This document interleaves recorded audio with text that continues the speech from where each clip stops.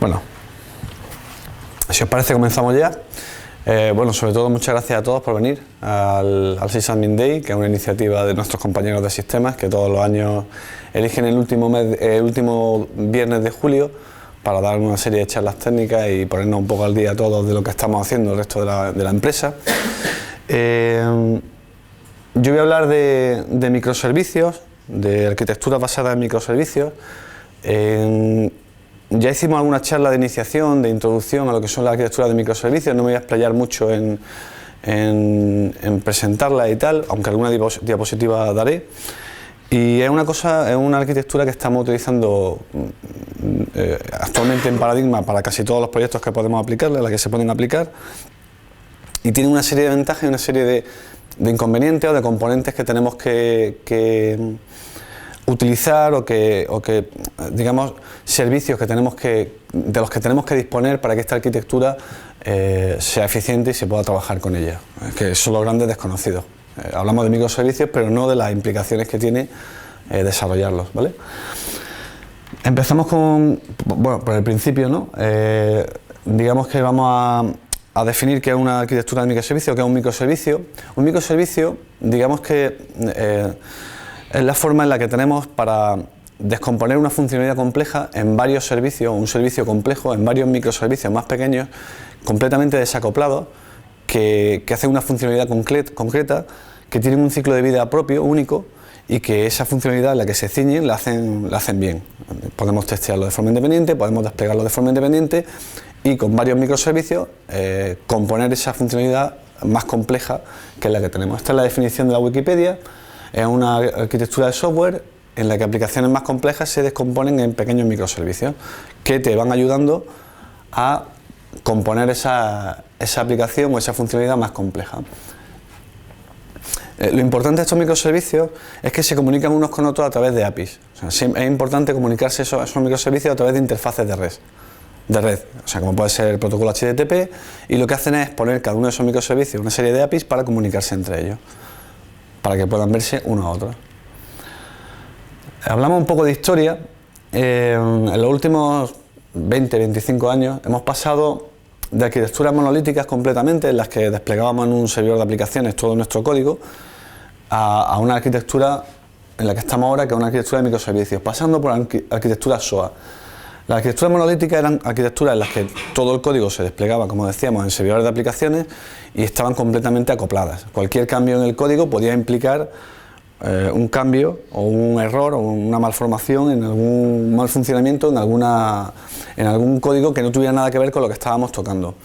Pasamos a SOA y aunque damos un paso ya para empezar a distribuir funcionalidad, en realidad sigue estando bastante acoplada. Los equipos de trabajo, los equipos de desarrollo son pequeñas piezas, pero necesitan seguir comunicándose entre ellos para estar al tanto de los cambios que sufre la arquitectura. Ahora, con el tema de microservicios, con toda la arquitectura basada en microservicios, que han tenido un boom, sobre todo a raíz de la parte de la explosión de sistemas cloud que nos permiten escalar, abstraernos completamente de la infraestructura que hay por debajo. Esta arquitectura de microservicios nos permiten que cada microservicio se desarrolle en un equipo de trabajo completamente distinto, siempre y cuando defina una interfaz con el que se comunican con el resto de microservicios, que se desarrolle en un lenguaje de programación cada uno propio, no tienen por qué desarrollarse con el mismo lenguaje de programación. Está completamente desacoplada la funcionalidad, lo que hace este no tiene nada que ver con lo que hace este, no es necesario que se conozcan ni cómo funcionan, absolutamente.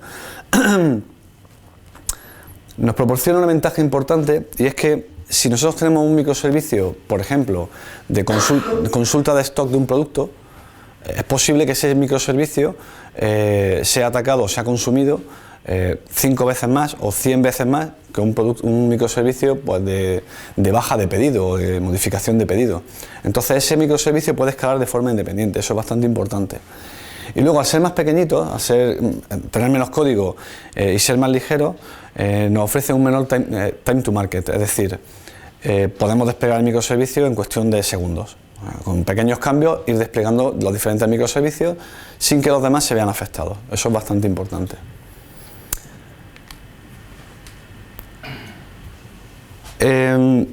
Aquí, sobre todo en este apartado, lo que podemos ver, como decíamos antes, son pequeños microservicios que hacen funcionalidades bastante reducidas, o lo más reducidas posible, siempre que sean, digamos, atómicas. Por ejemplo, operaciones sobre pedido, operaciones sobre cliente, operaciones sobre producto, sobre usuario, etcétera, que se comunican entre ellos. Pero lo importante de una arquitectura de microservicios, que es de lo que vamos a hablar hoy, no es solamente la funcionalidad que estos microservicios pueden hacer, sino qué necesitan estos microservicios para convivir, para que todos juntos formen una aplicación más compleja. El pegamento que hace que todo esto, aislado, forme una aplicación más compleja. Y esos son servicios básicos para este funcionamiento, que son el descubrimiento, orquestación, configuración, cómo centralizamos los logs, porque claro, en una aplicación monolítica, nosotros en nuestro WebLogic o en nuestro servidor de aplicaciones tenemos la aplicación, sabemos dónde está escribiendo los logs y podemos ir a consultarlos. En una arquitectura de microservicios, cada microservicio escribe su log y claro, lo interesante es tener un punto único donde se puedan consultar esa información, donde podamos monitorizar cuáles de nuestros microservicios están levantados, cuáles de nuestros microservicios están caídos, cuántas peticiones se están haciendo cada uno de esos microservicios, etcétera. Igual con la configuración, si nosotros tenemos una URL a una base de datos que utilizan 4 microservicios, si nosotros queremos cambiar esa URL, lo interesante es que la cambiemos en un único punto, no en 4 microservicios tengamos que volver a desplegarlos con esos cambios en la configuración. Todas estas herramientas nos ayudan, son el pegamento que hacen que todo esto se comporte como una aplicación única. ¿Vale? Empezamos por la parte de contar, bueno, un poco, esto es lo que yo he contado justo antes, que son microservicios, pues bueno, una gestión de cliente y una gestión de pedidos, cada uno accede a su modelo de datos de forma independiente, a una aplicación completamente independiente, a lo que nosotros entendemos una aplicación completamente independiente. Nosotros, o sea, la gente que está acostumbrada a hacer aplicaciones monolíticas, no crea una clase que da de alta el pedido, consulta el producto, genera el albarán y va a la factura. Hacemos una clase para cada clase order, clase pedido, clase producto. Los métodos son pequeñitos, hacen sus cosas que tienen que hacer en las menores líneas de código posibles y para que sean eficientes y fáciles de testear. Los microservicios son exactamente igual. Al final tú lo que tienes son microaplicaciones que lo que hacen es gestión de clientes, alta, baja, modificación y consulta, por ejemplo. Podría ser una gestión de clientes con su propia base de datos. Son completamente independientes del resto de microservicios. Pero para que puedan formar una aplicación, estos microservicios tienen que poder comunicarse. Se comunican a través del protocolo HTTP, que aunque todos estamos muy acostumbrados a HTTP para las páginas web, fue un protocolo que se inventó sobre todo para la comunicación de sistemas que están distribuidos, sistemas como este caso, no solamente de un hombre a una web, una persona a una web, sino entre sistemas que puedan comunicarse entre ellos, ¿vale? Para acceder a esa información. Como vemos aquí, por ejemplo, he puesto el iconito de Python para que veamos que cada microservicio puede estar desplegado, desarrollado con un lenguaje completamente distinto, siempre y cuando exponga su API de forma única y esté clara cómo se comunica con el resto.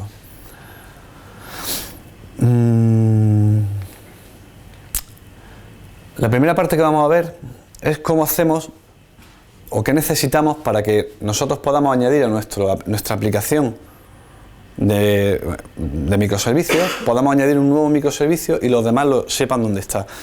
Como hablábamos antes, en las aplicaciones monolíticas se comparte memoria, con lo que nosotros, si queremos utilizar una clase pedido, con hacer un new pedido, ya podemos utilizarla, podemos fijarle atributos, podemos trabajar con ella, invocar a sus métodos, etcétera. Con microservicios no es tan sencillo porque al final no comparten memoria y tienes que saber cuando un microservicio, por ejemplo, de gestión de pedidos hace uso o quiere consultar la información de un cliente, este microservicio tiene que saber dónde se encuentra desplegado este cliente, porque puede estar desplegado en tu máquina, puede estar desplegado en Amazon o puede estar desplegado en un CPD del cliente, con lo que ¿cómo sabemos dónde se registra este microservicio o dónde está este microservicio realmente? Una IP física con un puerto, pues con un servicio de descubrimiento, que justamente para lo que se utilizan. Ese servicio de descubrimiento, cuando el microservicio se levanta, se comunica con él para decirle, me he levantado en esta IP y en este puerto. Cuando alguien te pregunte por mí, es decir, cuando alguien intente ir a la URL /clientes, le preguntará a este y este le dirá, la URL /clientes pertenece al microservicio de clientes que se encuentra en la máquina tal con el puerto tal. Entonces automáticamente esta es una pieza importantísima que es la que hace que tengamos una visibilidad de aplicación completa, aunque realmente lo que tenemos por debajo son microservicios. Ese servicio de descubrimiento tiene sobre todo dos procesos. Uno que es el de registro. Cuando tú te levantas, normalmente, si hablamos, por ejemplo, yo voy a hablar de Spring Boot, que es donde más experiencia tengo. Si tú levantas un microservicio de Spring Boot, el microservicio de Spring Boot tiene anotado que pertenece o que tiene un Eureka Client, un cliente Eureka. ¿Qué es lo que hace? Que cuando se levanta se comunica con el servidor de Eureka, porque en configuración del microservicio le tienes que decir dónde está el servidor de Eureka y le dice a ese servidor de Eureka dónde se está levantando. Me estoy levantando en esta IP, este puerto. Cuando te pregunten por mí, redirigen la petición y me la envían a mí. Esa es la parte de servicio, de registro, y luego tenemos una parte de descubrimiento. Y es justamente esta segunda parte que os he dicho. No solamente vale con registrarte, sino que tienes que dar servicio a todos los microservicios que pregunten por mí y darle la IP o la dirección física donde yo me encuentro para que puedan encontrarme. De modo que añadir un nuevo servicio un microservicio a nuestro ecosistema es bastante sencillo. Por ejemplo, en el caso de Spring Boot, con una anotación en el, no sé si trabajáis con Spring Boot, si lo conocéis, con una simple anotación que es Enable Eureka Client, cuando encima en la clase Application, ya automáticamente hace que se comunique todo este proceso de registro, etcétera, hace que sea completamente transparente para el usuario. Es muy importante esta parte de descubrimiento y orquestación de microservicios porque nos permite una de las partes fundamentales o una de las ventajas fundamentales de los microservicios, de este tipo de arquitecturas, y es que podamos escalar en función de la demanda. Por ejemplo, nosotros en un nodo tenemos desplegado un microservicio de gestión de pedidos con una demanda media, pero siguiendo cualquier tipo de política de rendimiento de CPU, de número de peticiones por segundo, etcétera, podemos decir, vale, como el número de peticiones por segundo ha subido por encima de este umbral, me abre una nueva instancia del microservicio de pedidos. Con IaaS y PaaS, que veremos más adelante, esto se puede hacer también incluso a nivel de nodo, es decir, me creas otro nuevo nodo porque este nodo ya está saturado con otras dos instancias de la gestión de pedidos, de modo que si viene el típico día que tienen miedo todas las empresas, el Black Friday que tienen tanto miedo, es que ahora estamos trabajando para empresas de retail, no sé si se me nota mucho, pero ese típico Black Friday de qué pasará cuando me pete la web, bueno, pues estas arquitecturas, con ayuda de estos IaaS y estos PaaS que tendremos por debajo, nos ayudan no solo a escalar a nivel de microservicios, sino también a escalar a nivel de máquina, a nivel de nodos, por ejemplo de OpenShift, no sé si lo conocéis, pero bueno, ahora os doy un pequeño overview de cada uno de ellos. Esto nos permite un escalado elástico horizontal, la localización automática del despliegue, o sea, al final saber dónde tiene que desplegar cada uno de los microservicios en función a las diferentes estrategias que puedas definirle. Si tú ya tienes de entrada 4 nodos y quieres que cada microservicio se despliegue en uno, por ejemplo, para gestionar alta disponibilidad, si para nosotros el servicio de pedidos no puede estar nunca caído y tenemos 4 nodos, pues tenemos que intentar que se distribuyan de forma lo más homogénea posible entre esos 4 nodos, que no vaya a haber aquí cuatro instancias del servicio y si se nos cae este nodo nos quedamos sin el servicio. Precisamente es lo que estaba comentando, la alta tolerancia al fallo, ¿vale?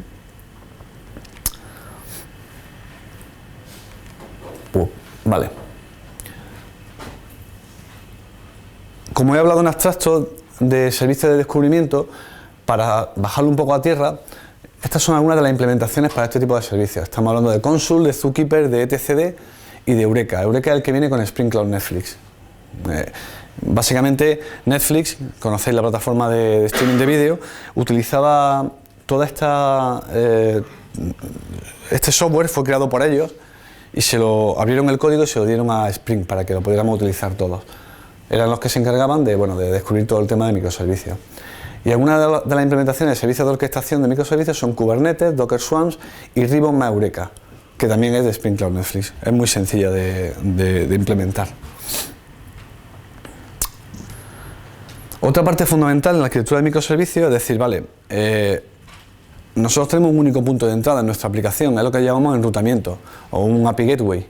Al final nosotros siempre entramos en un único punto y ese único punto es el que se encarga de saber, en función de la URL y de la instancia que estábamos creando en Eureka, a qué microservicio tiene que ir. O sea, nosotros al final, nuestra entrada siempre tiene que ser un único punto. Este servicio de enrutamiento es importante para abstraer a todos los microservicios de tráfico externo. Es decir, a estos microservicios solamente los va a llamar este servicio de enrutamiento. Unifica el punto de entrada, mapea la URL, mapea URL a microservicios, por ejemplo, el barra pedidos o barra orders va contra el servicio de pedidos, que está registrado ya en Eureka o en el registrador que hemos hablado antes. Y luego una cosa interesante que ofrecen algunos de ellos, no todos, son filtros dinámicos, es decir, en función, por ejemplo, de la localización, de la hora del día o de la carga del sistema, en función de cualquier parámetro, nosotros podremos redirigir, aunque sea, por ejemplo, barra pedidos, en vez de ir a una instancia de un microservicio de pedidos, podemos ir, por ejemplo, a otra, basada en la localización. Para el Banco Santander, hicimos una aplicación en la que querían que se comportaran de forma distinta. Por ejemplo, la posición integrada de un cliente la obtenía de forma distinta dependiendo de si estabas en México o si estabas en España. Es completamente distinto, o sea, la posición integrada no se obtenía de la misma manera. De modo que lo que nos pidieron fue hacer dos microservicios de posición integrada, uno para México y otro para España. Este servicio de enrutamiento llegaba y en la cabecera de la petición veía el código de país que le estaba haciendo la petición y en función de ese código de país y redirigía al microservicio de México o al microservicio de España. O sea, bastante interesante. Algunas de las implementaciones de microservicios más utilizadas son el API Gateway, por ejemplo, nos lo ofrece Amazon Web Service, HAProxy, que nos lo ofrece OpenShift, por ejemplo, está metido dentro de OpenShift, que es un cloud privado, y Zool, que también es de Spring Cloud Netflix, también lo utilizaba Netflix. Nosotros estamos utilizando para el Corte Inglés Zool y Eureka para todo esto, bueno, y para el resto de clientes también lo hemos utilizado siempre Zool y Eureka.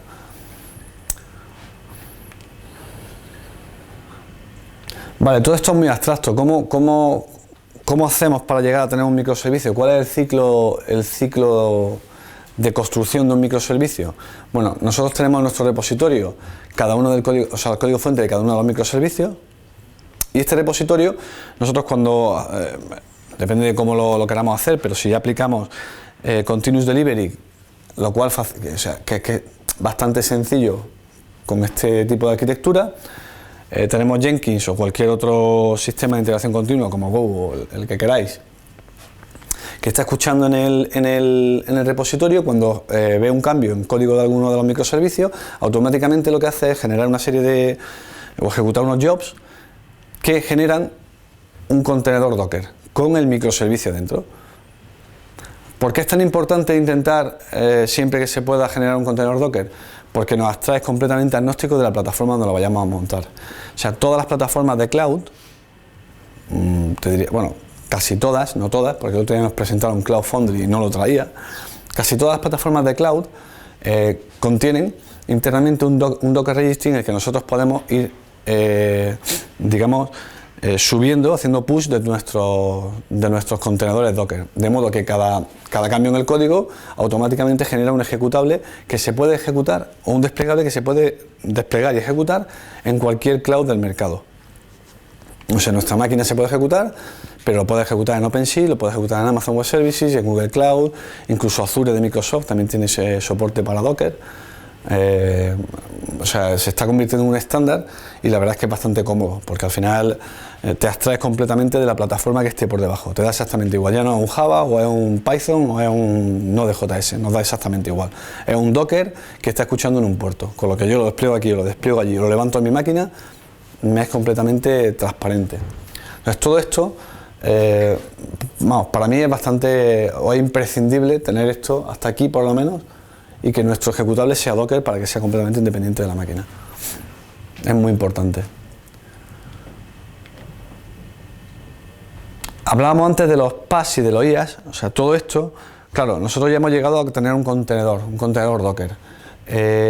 ¿Cómo se come esto? ¿Cómo se gestiona esto? Bueno, pues lo importante es que hay plataformas ya, el Platform as a Service Por ejemplo, como OpenShift, hay plataformas que ya te permiten que una vez que tú dejas el Docker en el registry, te ofrecen ya ellos mismos su servicio de enrutamiento y su servicio de orquestación y descubrimiento, que habíamos antes que eran imprescindibles para una arquitectura basada en microservicios. De modo que nosotros es tan sencillo, digamos que es tan transparente para nosotros como subir al Git nuestro cambio en el código y que automáticamente Jenkins se encargue de montar el Docker y dejarlo en el registry de la plataforma que vamos a utilizar. De modo que esta plataforma se encargue ya de toda la gestión. Añade al servicio de enrutamiento el nuevo microservicio que hemos instalado o que hemos añadido. Gracias al servicio de orquestación y servicio de descubrimiento sabe exactamente dónde se ha desplegado ese microservicio y con el servicio de enrutamiento nos redirigirá a él cuando hagamos una petición a /pedido, /usuario, / lo que sea. Estos sistemas, como puede ser OpenShift, Cloud Foundry o servicios ya de Amazon Web Services, Google Cloud, Azure, etcétera, nos ofrecen replicación, enrutamiento, registro de aplicaciones, servicios de Continuous Integration y Continuous Delivery, monitorización y logs y estadísticas de uso. Tienen de hecho su consolita de administración en la que puedes estar viendo todos los microservicios que están desplegados en cada momento, cuáles están levantados, cuándo fue la última vez que se desplegó uno de estos microservicios, cuántas peticiones ha tenido en los últimos n segundos, etcétera. O sea, son bastante completas. No sé si habéis trabajado alguno con OpenShift. ¿No lo habéis visto? Bueno, pues bastante cómodo. O sea, digamos que sobre todo te abstrae de toda esta gestión farragosa. Tú metes en el registry el Docker y a partir de ahí ya puedes tirar con él. Es un poco complicada la configuración, pero bueno, de ahí no nos olvidamos de ella. Y estos PaaS se montan sobre IaaS. Qué chiquitito ha quedado aquí. Bueno, esto es un IaaS. Básicamente un IaaS lo que hace es, a otro nivel, igual que el PaaS nos abstraía de todos los servicios estos que habíamos de enrutamiento, de orquestación y de descubrimiento, los IaaS nos abstraen directamente ya de las máquinas físicas. Es decir, nosotros podemos montar un PaaS sobre un clúster de 4 máquinas que si mañana necesitamos 5 máquinas más, se añaden de forma dinámica y de forma transparente, sin afectar al servicio. Con lo que, por ejemplo, en este caso nosotros tenemos el PaaS montado en estas cuatro máquinas virtuales y aquí tenemos el almacenamiento y si mañana necesitamos por carga de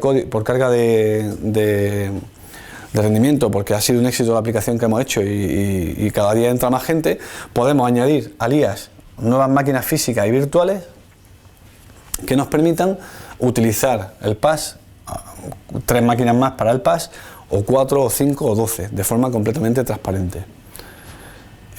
Nos abstrae también de todos los servicios de red, que eso es también importante, para que no tengamos que andar configurando ningún tipo de servicio de red. Para nosotros es completamente transparente lo que hay debajo, es un agujero negro, o sea, hay una caja negra completamente, y no nos hace falta conocer nada más. Y te da un espacio de almacenamiento, o puedes configurar un espacio de almacenamiento para guardar, pues si generas PDFs para las facturas, o subes logos o imágenes, lo que sea, guardarlo ahí. Y sobre todo eso, escalar de forma elástica sin tener que parar el servicio. Y ejemplos de IaaS como tal, pues Amazon Web Service realmente es un IaaS. O sea, a ti te abstrae completamente de lo que hay por debajo, te da servicios y tú puedes utilizar tantos como quieras, añadir nuevos contenedores, instancias de máquinas, lo que quieras. Igual con los demás cloud, Google Cloud, Azure, y luego por ejemplo, para un IaaS privado, si quieres montarlo en tu propio CPD, tenemos OpenStack y DCOs basados en Mesos, que alguna charla de hoy habla sobre Mesos y que quiero venir, pero lo he visto muy poquito, esto no lo he visto casi, ¿vale? Con lo que ya podemos ver que ya hemos conseguido escalar nuestros microservicios, escalar los servicios que se rodean a nuestro microservicio y escalar también las máquinas físicas que hay por debajo de los microservicios. O sea, ya tenemos, digamos, escalado total. Una cosa importante, porque claro, al final, si venís del mundo Java, en una arquitectura monolítica, un try-catch te soluciona la vida, una buena gestión de errores te soluciona la vida. En arquitecturas de microservicios no existe ese try-catch. O sea, si un microservicio llama a otro y ese otro está caído o tarda mucho en responder, podemos crear un único punto de fallo o un bloqueo de todo el sistema, porque si hay un servicio, por ejemplo, el servicio de pedidos, consulta el producto, consulta el cliente, consulta el stock y lo que necesite consultar, si todos responden en un tiempo aceptable, perfecto, tenemos un servicio de pedidos que funciona a la perfección. Pero si alguno de ellos está caído por la razón que sea, o no puede acceder por corte en el servicio o por lo que sea, evidentemente todas las peticiones que vayan al servicio, al microservicio que lo llama, se quedan bloqueadas esperando, con lo que tenemos el problema de que nos puede dejar bloqueado el sistema. ¿Cómo se resuelve esto en una arquitectura de microservicios? Bueno, como veíamos antes, el paquete de Netflix trae un sistema muy parecido, muy, entre comillas, parecido al try-catch, en el que tú, programáticamente, defines el número de reintentos y cada cuántos segundos va a llamar a este microservicio. Es decir, yo voy a intentar llamarlo 3 veces, cada 2 segundos. Si a la tercera vez no responde, no sigo intentándolo. O sea, no me quedo esperando. Doy la respuesta que sea. Puedes definir una respuesta por defecto, por ejemplo, un JSON vacío, en caso de que lo que quieras sea acceder a un API, un JSON vacío o lo que sea. Simplemente un mensaje de error o simplemente no devolver nada. Por ejemplo, esto lo utiliza, si os dais cuenta, esta filosofía la utiliza Amazon.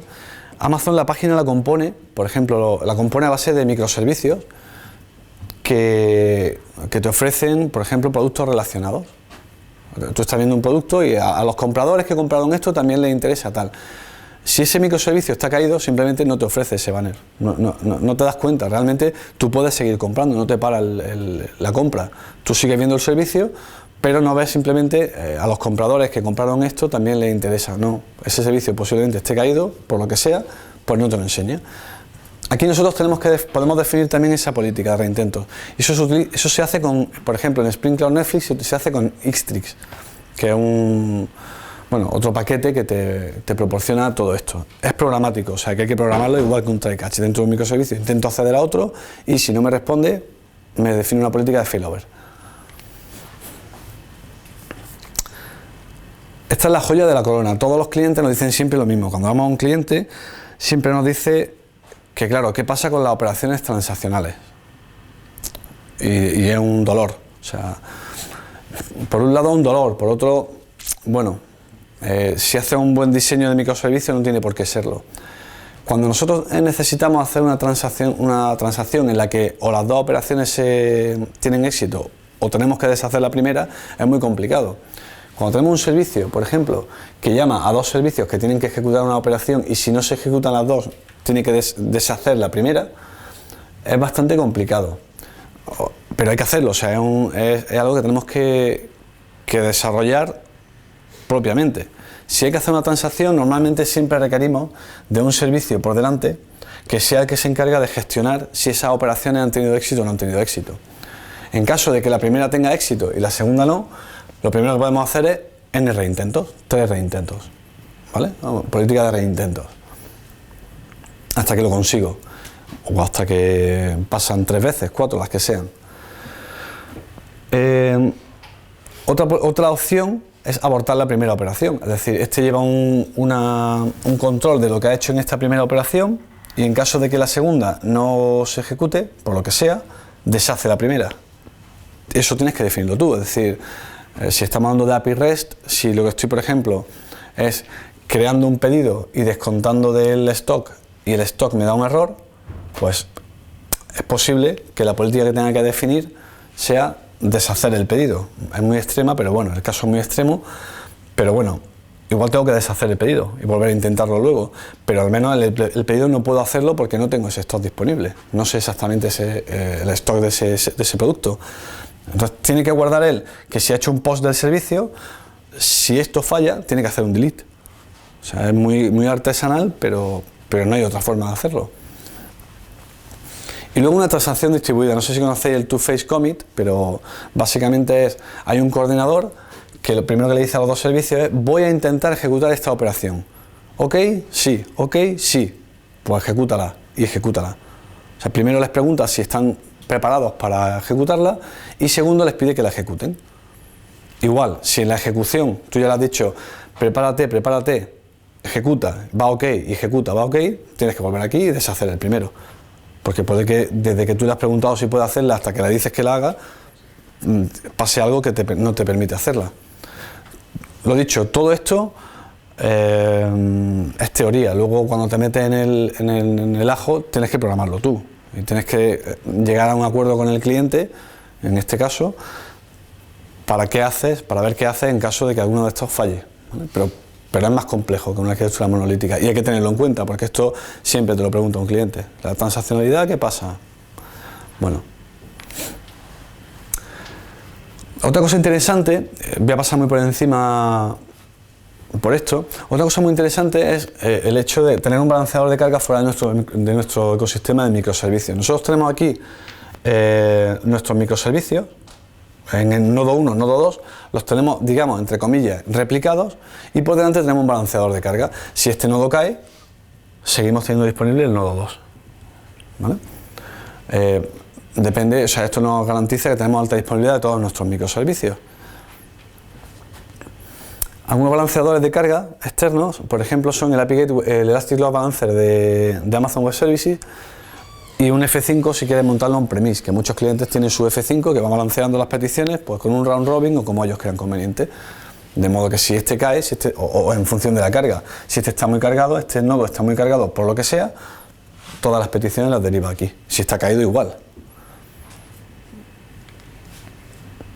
Y luego una cosa también importante que ofrecen esta arquitectura de microservicios es un balanceo en el cliente. En el cliente no significa en quien te consume, sino en cada una de las instancias de los microservicios. Por ejemplo, cuando un microservicio levanta varias instancias, hay forma de saber cuántas peticiones han sido derivadas a cada una de esas instancias.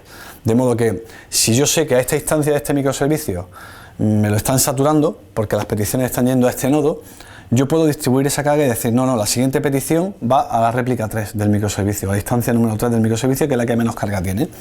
Esas políticas se pueden definir. Normalmente, por defecto, vienen definidas siempre un round robin. Es primero a ti, segundo a ti, tercero a ti. Primero a ti, segundo a ti, tercero a ti. Pero puedes definir políticas de carga de la CPU, número de peticiones que te han hecho cada uno de los microservicios, etc. Lo mismo, os doy algunos ejemplos. Este lo miré ayer y te dice que todavía en producción no se te ocurra meterlo, que está muy bien, pero que no se te ocurra meterlo. Pero nosotros estamos utilizando, como utilizamos Spring Cloud, Spring Boot para todo el tema de microservicios, utilizamos Ribbon. Y Ribbon se mete en cada microservicio para que él sepa exactamente, es lo que hace a nivel técnico, para no aburrir mucho, o sea, para no entrar mucho en nivel técnico, él lo que hace es que cada microservicio se hace una copia de las instancias de microservicios que hay arrancadas. Él sabe que de la gestión de pedidos hay 3 réplicas, de modo que cuando viene una petición para él, automáticamente la deriva a otro. O sea que se autogestionan de forma bastante inteligente.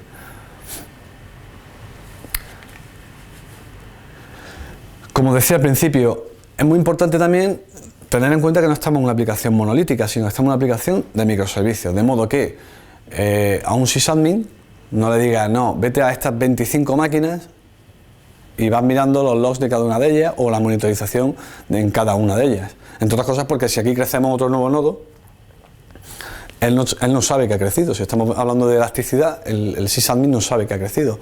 De modo que lo que nos interesa es tener un panel de gestión unificado. ¿Qué es eso? Bueno, pues tener, digamos, no sé si se ve bien, una gráfica de cómo se comporta cada uno de los microservicios en cada momento, en el que podamos ver todos nuestros microservicios. Con Spring Boot, Spring Cloud, tenemos Istrix y Turbine. Istrix, que era el que os decía antes de la gestión de errores, además ofrece información en tiempo real de cómo se está consumiendo ese servicio, de modo que tenemos esa información gracias a Istrix.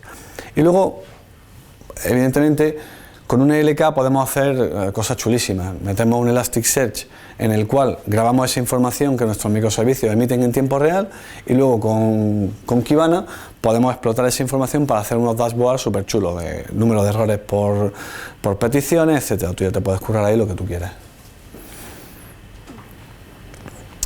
Exactamente igual para la configuración. Por ejemplo, aunque no es lo ideal, cada microservicio debería tener su propia base de datos, en teoría, aunque no es lo ideal, hay microservicios que pueden compartir por ejemplo, una Mongo. En este caso, en este ejemplo, he puesto 3 microservicios que comparten una base de datos Y claro, cada uno de ellos tiene que tener en su fichero de propiedades, en su fichero de configuración, tiene que tener la URL de esa base de datos. Si yo esta base de datos, por lo que sea, le cambio la URL, tendría que ir aquí, cambiarlo, subirlo, desplegarlo. Aquí, cambiarlo, subirlo y desplegarlo. Y aquí, cambiarlo, subirlo y desplegarlo. Bueno, hay servicios, por ejemplo, Spring Cloud Config, hay servidores de configuración que lo que hacen es tener ellos una copia de esos ficheros de configuración y los microservicios se la piden en caliente. Siempre que necesitan una propiedad, se la piden a ese servidor. Y ese servidor se la ofrece en el momento, de modo que si yo quiero cambiar una URL de Mongo, ¿dónde lo cambio? En el servidor. Voy al servidor de configuración, la cambio ahí y ya todos los microservicios automáticamente refrescan esa propiedad. Ya saben que ha cambiado. Lo bueno de Spring Cloud Config, no sé si lo conocéis, es que esos ficheros de propiedades se pueden, trabaja con un Git. Y esos ficheros de propiedades están realmente subidos a un repositorio, de modo que tú puedes bajarte ese fichero, tocarlo, hacer un push de ese fichero y automáticamente se refresca la configuración para todo tu ecosistema de microservicios. Eso está chulísimo, porque al final no tienes que andar entrando en máquinas ni en ningún sitio. Te lo bajas a tu local con ese repositorio, subes el cambio en las propiedades, en el properties, y automáticamente todos los microservicios cogen ese cambio en caliente, no hay que hacer nada. Ejemplos de esos servicios de centralización de la configuración, pues Spring Cloud Config, como decía, Arcaius, que utilizaba Netflix, pero yo me sigo quedando con el de Spring, Consul y Zookeeper, por ejemplo. Esos son ejemplos de configuración, de centralización de la configuración. Y luego, yo creo que ya esto es lo último. Una cosa interesante también es cuando te hacen una petición puede derivar en varias llamadas a diferentes microservicios internamente, aunque el cliente no lo sepa. Un alta de pedido puede primero consultar datos del cliente, consultar N datos de cada uno de los productos, stock por ejemplo, con lo que un simple alta de pedido puede desembocar en 50 llamadas a microservicios internamente.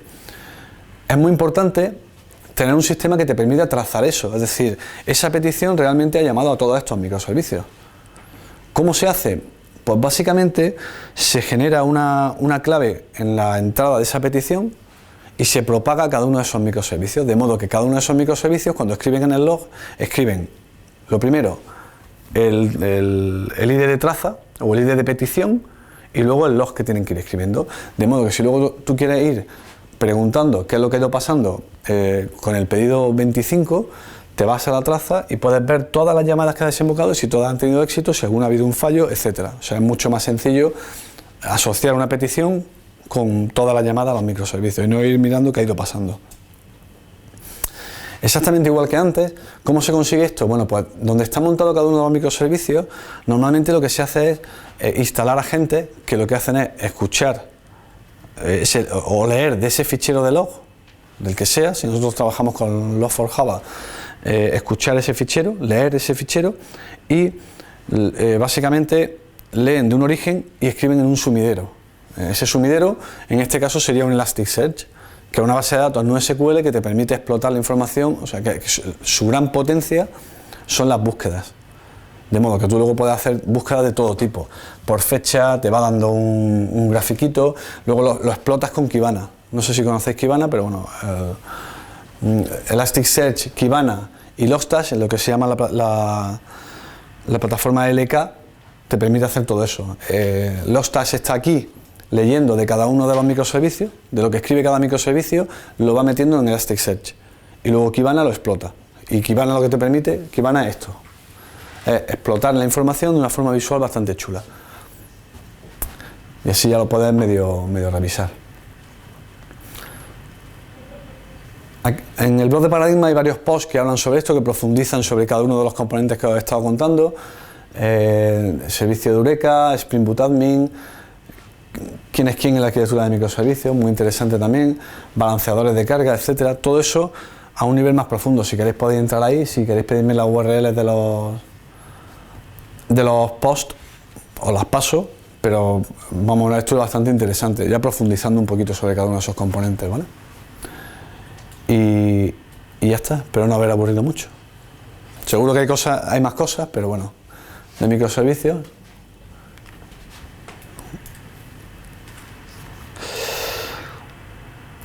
¿Dudas? ¿Preguntas, sugerencias, ruegos, un café? ¿Nada? Di algo, Joaquín. Cuéntale tu experiencia en el Corte Inglés. ¿El qué? Spring Cloud Config. Sí. El cambio ese de la URL lo haces común a todos los microservicios. A todos. No puedes... No. Si los microservicios tiran del servidor de configuración para obtener esa URL, si tú la cambias del servidor de configuración, cambian en todo. No puedes elegir. Si quieres que uno no tire, le puedes poner su configuración local. O una anotación dentro del Cloud Config en el que te digas para este microservicio y él pide la suya propia. Al final no deja de ser un properties. Si tú quieres poner, por ejemplo, clientes, el de, por ejemplo, microservicio clientes URL, pues para ese él pedirá solamente ese, pero tienes que sacarlo del Cloud Config. Así que nada. Sí. En las diapositivas que has puesto antes me has comentado que para la configuración de los distintos microservicios utilizabais Spring Boot Config, creo recordar.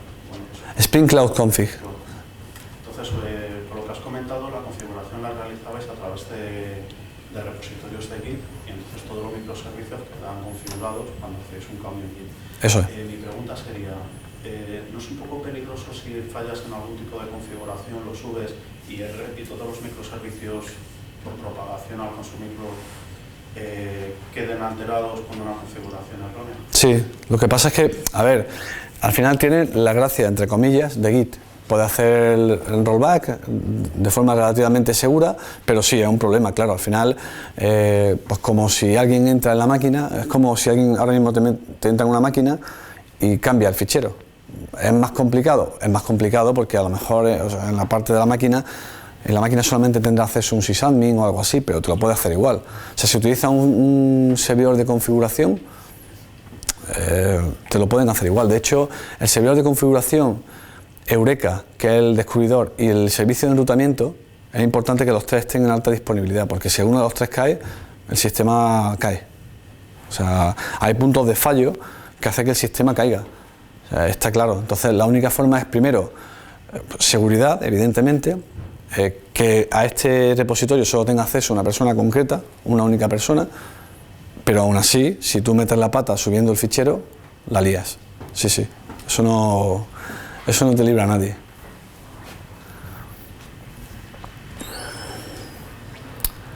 Pues nada, lo dicho, si tenéis alguna duda, luego sugerencia o necesitáis algo, me lo pedís. No sé si mi nombre es Miguel Garrido y mi correo en Paradigma es mgarrido. O sea que si queréis alguna cosilla, que os pase la presentación, lo que queráis, yo os la paso y nada. Cualquier soporte que queráis, estamos por aquí. ¿Vale? Muy bien. Gracias.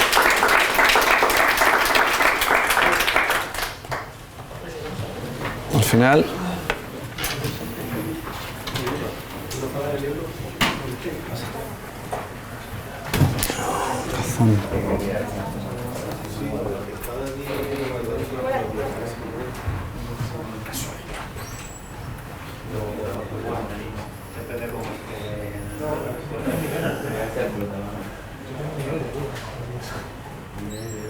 Yo tengo millones de dudas, Miguel. Pues coño, ¿por qué no las dices? Porque aquí muy bien, ya. Pero este tío no le sale. ¿Qué dices, tío? Que ya terminamos pronto. O sea, yo lo que quiero saber es quién es el que decide. Tú imagínate que tienes dos instancias de un microservicio levantado en distintos nodos, ¿vale?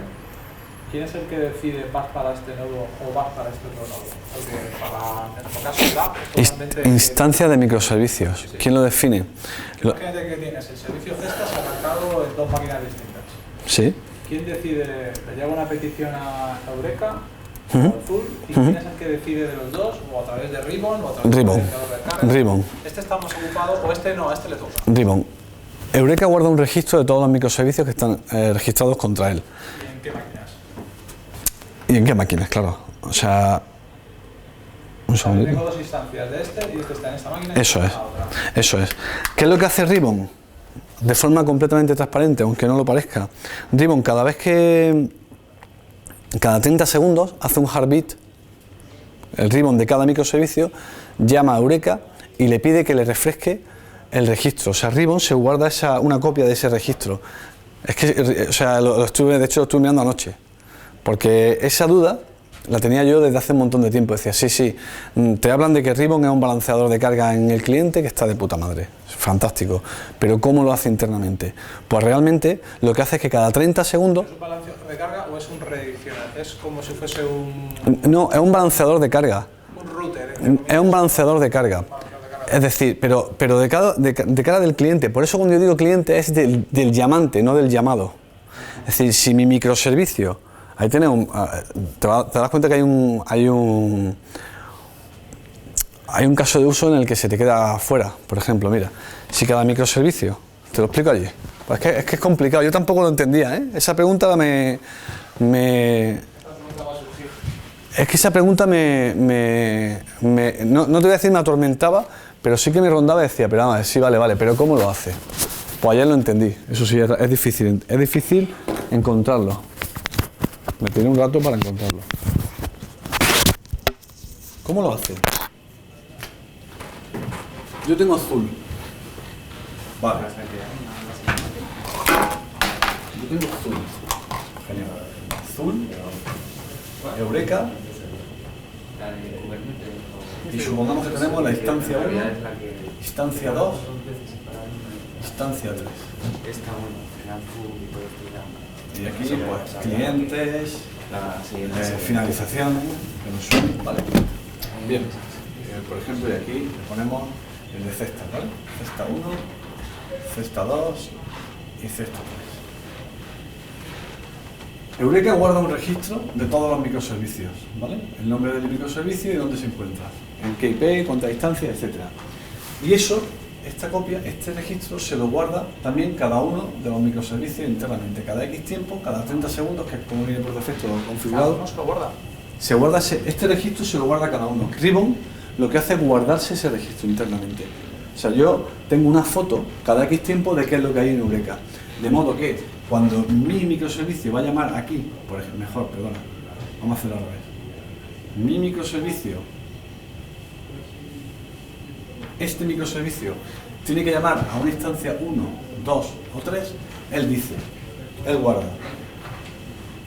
La vez anterior, tengo 3 instancias, lo sé yo.